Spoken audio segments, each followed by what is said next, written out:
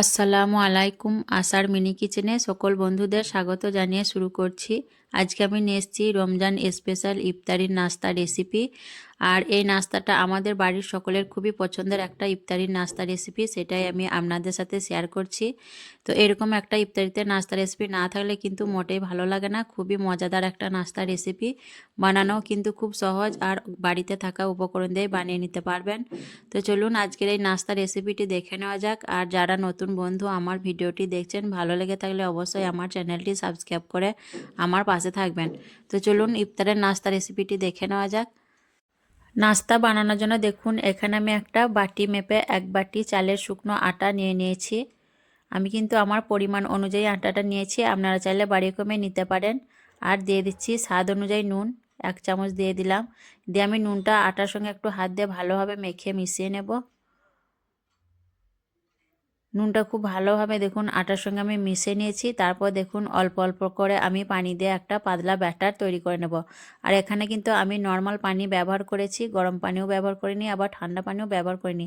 আমাদের বাড়িতে যে নর্মাল পানি থাকে সেই পানি দিয়েই দেখুন আমি ব্যাটারটা তৈরি করে নিচ্ছি। অল্প অল্প করে পানি দিয়ে আমি ব্যাটারটা খুব ভালোভাবে দেখুন হাত দিয়ে মেখে নিচ্ছি। আর এখানে খুব পাতলা একটা ব্যাটার তৈরি করতে হবে এই পিঠেটা বানানোর জন্য। পিঠের ব্যাটারটা যত পাতলা তৈরি করবেন পিঠেগুলো কিন্তু তত ভালোই তৈরি হবে। ব্যাটারটা দেখুন আমি একদম পারফেক্টভাবে তৈরি করে নিয়েছি। আর ব্যাটারের ঘনত্বটা দেখুন, দেখে আপনারা বুঝে নিতে পারবেন কতটা পাতলা করে আমি ব্যাটারটা তৈরি করেছি। ব্যাটারটা কিন্তু এরকমই পাতলা তৈরি করে নিতে হবে, তাহলে পিঠেগুলো খুব সুন্দর নরম আর জালিদার তৈরি হবে। তো ব্যাটারটা আমার একদম পারফেক্টভাবে তৈরি হয়ে গেছে। এখন আমি পিঠেগুলো বানানোর জন্য রান্নাশালে চলে যাব। আজকে আমি মাটির চুলায় আর মাটির খোলাতে পিঠেগুলো বানাবো।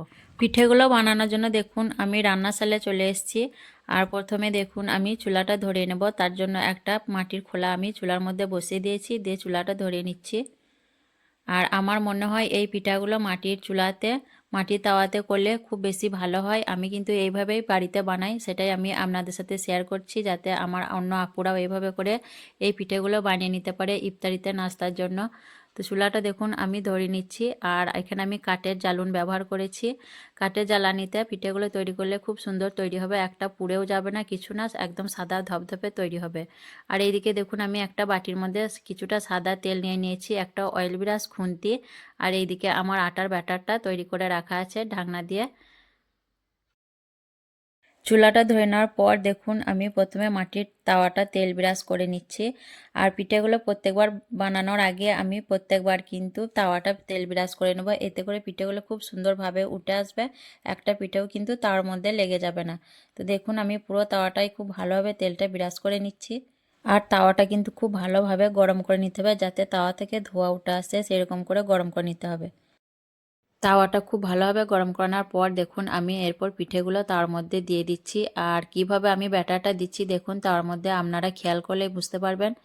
খুবই সহজভাবে তৈরি করা যায় এই পিঠেটা, যে কেউ বানিয়ে নিতে পারবেন। আমার হাতের দিকে খেয়াল করলে বুঝতে পারবেন কিভাবে আমি ব্যাটারটা তার মধ্যে ছড়িয়ে দিচ্ছি। আর পিঠেগুলো দেওয়ার আগে ব্যাটারটা একবার করে খুব ভালোভাবে হাত দিয়ে ঘুলিয়ে নেবেন, তারপর এইভাবে করে তার মধ্যে ব্যাটারটা দিয়ে দেবেন, তাহলে দেখবেন পিঠেগুলো খুব সুন্দরভাবে তৈরি হয়ে যাবে।